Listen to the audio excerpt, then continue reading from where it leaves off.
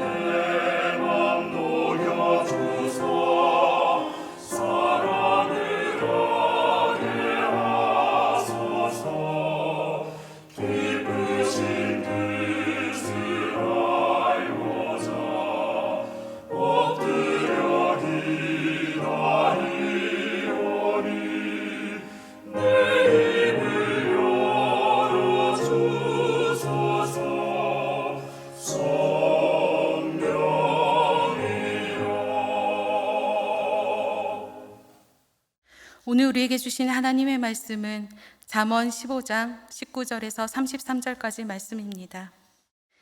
게으른 자의 길은 가시 울타리 같으나 정직한 자의 길은 대로니라. 지혜로운 아들은 아비를 즐겁게 하여도 미련한 자는 어미를 업신여기느니라. 무지한 자는 미련한 것을 즐겨하여도 명철한 자는 그 길을 바르게 하느니라. 의논이 없으면 경영이 무너지고 지략이 많으면 경영이 성립하느니라. 사람은 그 입의 대답으로 말미암아 기쁨을 얻나니 때에 맞는 말이 얼마나 아름다운고. 지혜로운 자는 위로 향한 생명길로 말미암음으로 그 아래에 있는 스올을 떠나게 되느니라. 여호와는 교만한 자의 집을 허시며 과부의 지게를 정하시느니라. 악한 꾀는 여호와께서 미워하시나 선한 말은 정결하니라. 이익을 탐하는 자는 자기 집을 해롭게 하나 뇌물을 싫어하는 자는 살게 되느니라. 의인의 마음은 대답할 말을 깊이 생각하여도 악인의 입은 악을 쏟느니라. 여호와는 악인을 멀리하시고 의인의 기도를 들으시느니라. 눈이 밝은 것은 마음을 기쁘게 하고 좋은 기별은 뼈를 윤택하게 하느니라. 생명의 경계를 듣는 귀는 지혜로운 자 가운데 있느니라. 훈계받기를 싫어하는 자는 자기의 영혼을 경히 여김이라. 견책을 달게 받는 자는 지식을 얻느니라. 여호와를 경외하는 것은 지혜의 훈계라. 겸손은 존귀의 길잡이니라. 아멘. 함께 기도하겠습니다. 지혜의 근원 되시는 하나님 아버지 감사합니다. 인생의 모든 여정 속에서 돌보시는 하나님의 은혜가 없었다면 우리는 단 한순간도 온전히 설 수 없는 연약한 존재임을 고백합니다. 진리가 무엇인지조차 모르는 이 세대 속에서 진리 대신 예수님을 구주로 영접할 수 있는 최고의 복을 허락하여 주신 하나님, 말씀을 통해 하루하루 살아갈 수 있는 힘과 지혜를 주심에 감사드립니다. 이 시간 거룩하신 하나님의 말씀 앞에 섭니다. 하나님께서 주시는 지혜와 생명의 훈계로 우리를 정결케 하여 주시고 하나님의 마음을 깨달아 알게 하시며 하나님께서 기뻐하시는 지혜자의 삶을 살아내게 하옵소서. 길과 진리와 생명 되시는 예수님의 이름으로 감사드리며 기도드렸습니다. 아멘. 귀하고 복된 이 새벽, 지혜의 훈계를 즐거워하는 자라는 제목으로 하나님의 말씀을 나누길 원합니다. 저는 어렸을 때부터 할머니가 들려주시던 옛날 이야기 듣는 것을 참 좋아했습니다. 할머니를 워낙 좋아해서도 그렇지만 할머니께서 들려주시던 이야기를 듣고 있으면 제가 경험하지 못한 일들을 경험한 기분이어서 할머니께 옛날 이야기 해달라고 자주 말씀드렸습니다. 저희 할머니가 돌아가신 지 꽤 오래되었는데요. 벌써 20년이 지났더라고요. 그때 연세가 93세였으니까 일제강점기 6.25 전쟁 같은 큰 어려움을 겪었던 우리 할머니이기 때문에 할머니께서 들려주시던 이야기는 일제시대 이야기, 사투리인가라고 생각했을 때 알고 봤더니 일본어로 된 단어들, 그리고 보릿고개 이야기. 아무튼 할머니가 들려주셨던 이야기는 제가 영화에서 봤을 만한 이야기였습니다. 그리고 저에게 격언과 속담 같은 것도 자주 들려주셨습니다. 초등학교 전부터 할머니께서는 한 번 실수는 병가지 상사라는 말을 저에게 해주셨습니다. 그리고 10손가락 깨물어 봐라 안 아픈 손가락 있나, 가지 많은 나무에 바람 잘 날 없다 등등 중학교, 고등학교를 들어서도 여전히 무한 반복하여 주시는 할머니 말씀에 저는 그런가 보다라고 생각하기도 하고 세상을 사는 지혜를 얻었던 것 같습니다. 5월 한 달 동안 잠언의 말씀을 묵상하면서 유난히 할머니 생각이 많이 났습니다. 어느 때는 할머니 말씀이 정말 잔소리처럼 들리기도 하였고 어느 때는 할머니가 고만하셨으면 좋겠다라고 생각할 때도 있었지만 험한 이 세상 속에서 손녀딸이 할머니 보시기에 잘 살기 원하시는 마음으로 저에게 올바르고 바르게 살기 원하신 하나님께서 그 말씀을 주지 않았나? 라는 생각을 하게 되었습니다. 잠언은 하나님의 백성들이 하나님의 백성답게 하나님과 사람 앞에서 지혜롭게, 공의롭게, 정의롭게, 정직하게 행할 수 있도록 도와주는 지혜와 명철과 지략을 주는 책입니다. 잠언은 나 혼자 잘 살기 위한 책이 아니며 하나님의 자녀된 자로서 세상 속에서 하나님의 백성으로서의 정체성을 가지고 다른 사람들과 어떻게 살아가야 할지, 어떤 올바른 관계를 맺어야 할지, 어떻게 하나님의 나라를 이루어가야 할지 설명하는 책입니다. 특별히 오늘 본문은 솔로몬의 잠언 375 단편 경구 중에 170에서 184 경구에 해당합니다. 오늘 본문 첫 번째 교훈은 이렇게 시작되는데요. 제가 읽어드리겠습니다. 게으른 자의 길은 가시 울타리 같으나 정직한 자의 길은 대론이라. 게으른 자와 정직한 자의 길을 대조하여 말하고 있습니다. 게으른 자의 길은 가시 울타리 같으나 정직한 자의 길은 대로가 된다는 말씀입니다. 게으른 자는 잘못된 길에서 방황하다가 가시 울타리 같은 고난과 고통을 당하게 되지만 정직한 자는 고든 길이 주는 평안과 은혜를 누리게 된다는 말씀입니다. 정직한 자의 삶에는 장애가 없으며 안전하다는 사실입니다. 두 번째 교훈은 지혜로운 아들과 미련한 자에 대한 말씀이 나오는데요. 20절 말씀 제가 읽어드리겠습니다. 지혜로운 아들은 아비를 즐겁게 하여도 미련한 자는 어미를 업신여기느니라. 지혜 있는 자녀는 부모님을 즐겁게 하며 부모님의 뜻을 잘 이해하고 순종하기에 부모님의 마음을 흡족하게 해드립니다. 반면 미련한 자는 자신의 부모님을 존귀히 여기기는커녕 업신여기는 죄를 범하게 됩니다. 이어서 21절 말씀에 무지한 자와 명철한 자를 대조하여 말하고 있는데요. 무지한 자는 미련한 것을 즐겨하여도 명철한 자는 그 길을 바르게 하느니라. 무지한 자는 쾌락과 같은 비본질적인 것을 추구하며 그것들을 즐기다가 자신의 삶을 소비해버리지만, 명철한 자는 그 길을 바르게 합니다. 곱고 바르며 올바른 삶을 살며 하나님께서 원하시는 삶을 살아내는 사람이 명철한 자입니다. 이어서 22절과 24절 말씀에서는 의논이 없는 경영과 지략이 많은 경영에 대해서 말씀하고 있는데요. 지혜자의 길이 어떠한 길인지 한번 말씀을 보도록 하겠습니다. 22절 말씀입니다. 의논이 없으면 경영이 무너지고 지략이 많으면 경영이 성립하느니라. 사람은 그 입의 대답으로 말미암아 기쁨을 얻나니 때에 맞는 말이 얼마나 아름다운고, 지혜로운 자는 위로 향한 생명길로 말미암음으로 그 아래에 있는 수호를 떠나게 되느니라. 본문에서 말하는 의논은 비밀스러운 논의나 비밀을 털어놓은 절친을 뜻합니다. 마음을 열고 허심탄회하게 대화를 나눌 수 있는 상대가 있으면, 친구가 있다면 온전한 경영을 이룰 수 있다고 솔로몬은 이야기하고 있습니다. 반면 지략은 조언자에 대한 이야기인데요. 우리 인생 속에 선택의 갈림길 등이 있었을 때 함께 기도하며 조언을 구하며, 또한 그 상황 속에서 함께 위로해주고 하나님의 뜻을 구하며 함께 기도해주는 조언자가 많다면 그것만큼 큰 축복은 없는 것 같습니다. 또한 때에 맞는 말, 다른 사람을 살리는 말은 아름다운 열매를 맺게 하며 지혜로운 자의 길은 생명의 길이 됨을 우리는 기억해야 할 것입니다. 다른 사람의 의견에, 그리고 다른 사람의 조언에 귀를 기울일 수 있는 사람이 지혜로운 사람입니다.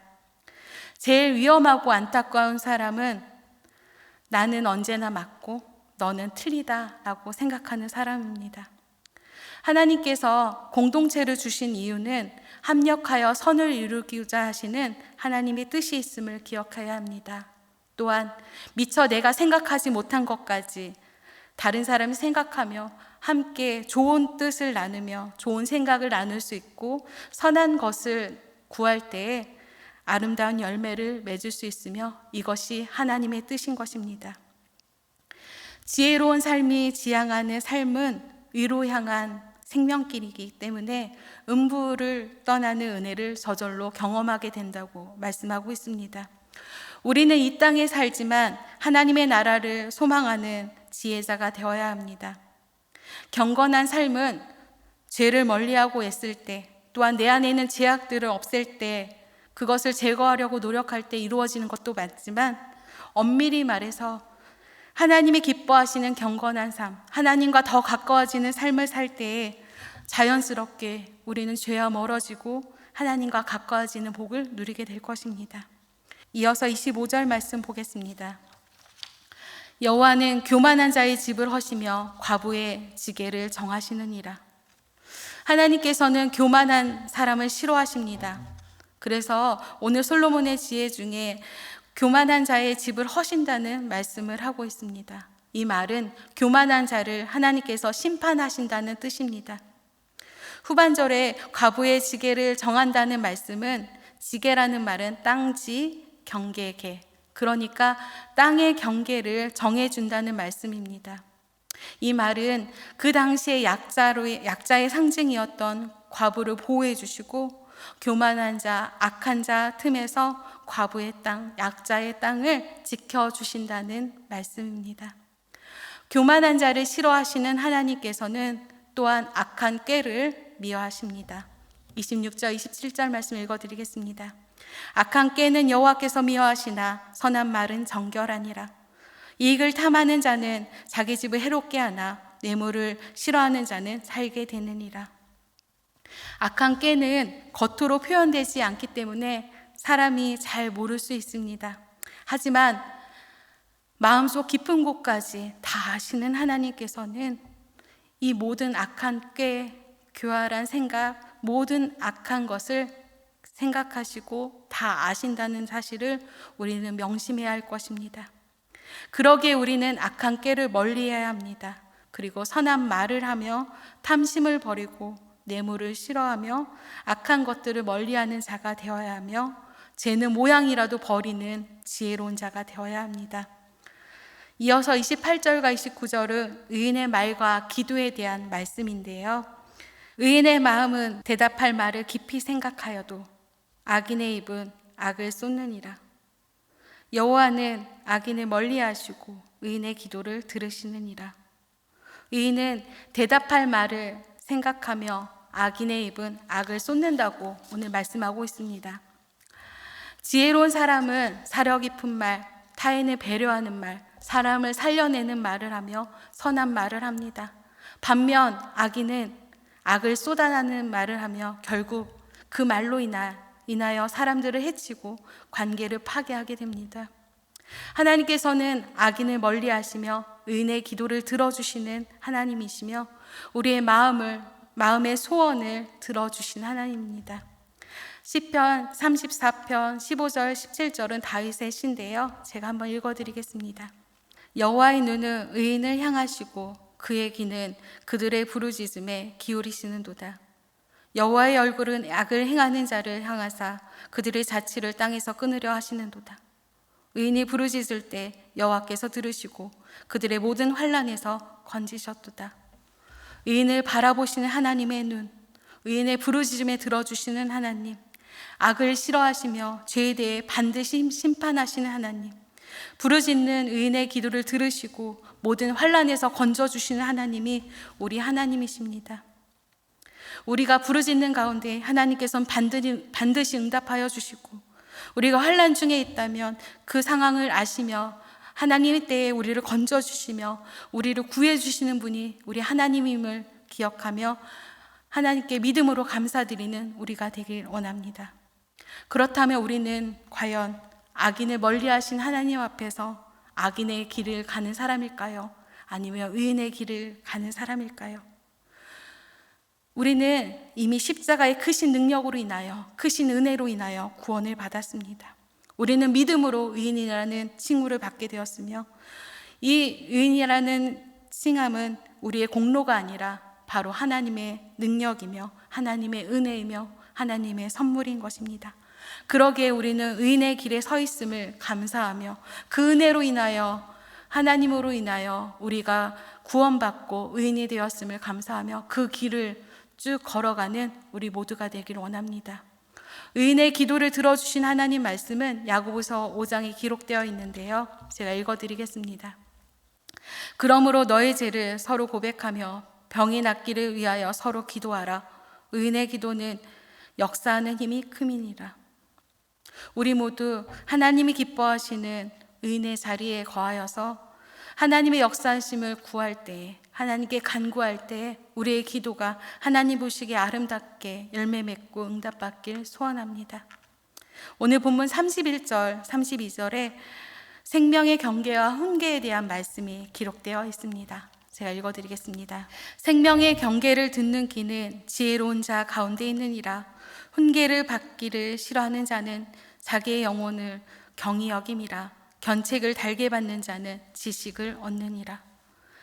오늘 본문에서는 생명의 경계를 듣는 자의 유익에 대해서 선언하고 있습니다. 여기서 말하는 생명의 경계는 지혜자의 견책, 질책, 교훈 등을 말씀하고 있습니다. 지혜의 훈계, 지혜의 말씀, 그리고 생명의 훈계는 우리를 바른 길로 인도해주며 훈계를 받기 싫어하는 자는 자기의 영혼을 가볍게 여김과 마찬가지라고 오늘 본문을 말씀하고 있습니다. 32절 후반절에 나오는 견책이란 단어는 토카하트라는 말씀인데 31절에 등장하는 경계와 같은 단어였습니다. 견책을 달게 받는다는 것은 우리는 완전하지 않기 때문에 하나님께서 주시는 견책, 지혜자의 질책, 그리고 교훈들을 항상 듣고 항상 그 말씀이 우리 가운데 아프게 다가올지라도 순종할 수 있을 때 우리가 온전한 성장에 이룰 수 있는 것입니다. 우리는 하나님의 마음에 귀를 기울여 그분의 말씀을 잘 듣고 그분의 뜻을 바르게 이해하며 그분의 말씀을 순종할 수 있는 자가 되어야 합니다. 오늘 본문 마지막 절 33절 말씀에 이런 말씀이 있습니다. 여호와를 경외하는 것은 지혜의 훈계라 겸손은 존귀의 길잡이니라. 솔로몬의 184경구에 해당하는 33절 말씀은 지혜가 가리키는 훈계의 핵심이 여호와를 경외하는 것이라고 이야기하고 있습니다. 여호와를 경외하는 자에게는 하나님께서는 큰 축복으로, 큰 복으로 함께 하시며 존귀함이라는 은혜를 주신다고 선언하고 있는데요. 잠언 전체를 아우르는 가장 강력한 교훈은 하나님이 지혜이므로 그 지혜를 구하고 또한 하나님을 경외할 때 온전한 지혜를 얻게 된다는 말씀입니다. 하나님 경외야말로 지혜의 핵심 교훈이며 겸손은 하나님을 나타내는 전형적인 특징이기 때문에 그분의 성품을 따라 우리는 하나님이 주시는 겸손을 따르며 그 삶을 살아내야 할 것입니다. 그럴 때 하나님께서는 존귀함이라는 은혜를 부어주실 것입니다.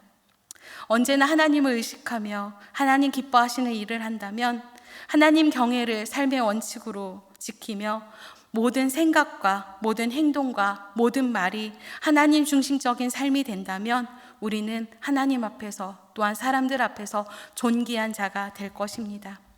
사랑하는 성도 여러분, 우리 삶 속에 하나님께서 주시는 지혜가 그리고 하나님이 주신 훈계가 생명의 훈계, 지혜의 훈계가 가득하길 원합니다.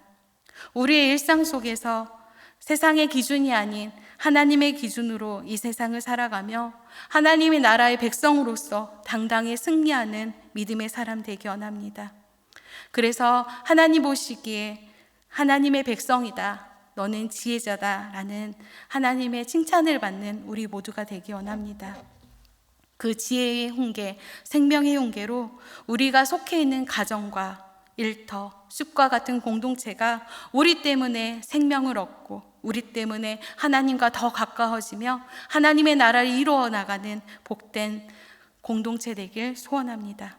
무엇보다 여호와를 경외하는 자가 되어서 하나님께서 존귀함이라는 은혜를 주실 때 그 은혜를 누리는 우리 모두의 삶이 되어서 하나님께 칭찬받는 복된 삶 살아내길 기도합니다. 주기도문으로 예배 마치겠습니다.